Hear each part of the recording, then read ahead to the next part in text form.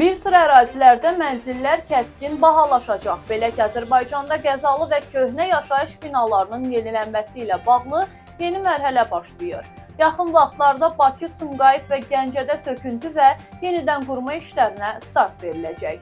Hazırda bu şəhərlərdə ümumilikdə 260 qəzalı bina var.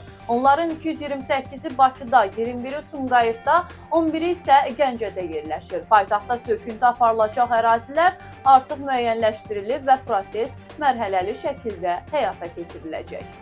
Sökülən binaların yerində yeni yaşayış evləri, parklar və infrastruktur layihələri salınacaq. Bu layihə həm təhlükəsizlik, həm də şəhərlərin görünüşünü yaxşılaşdırmaq məqsədi daşıyır. Hazırda bəzi ərazilərdə sakinlərə 2700 manatadək kompensasiya təklif olunur.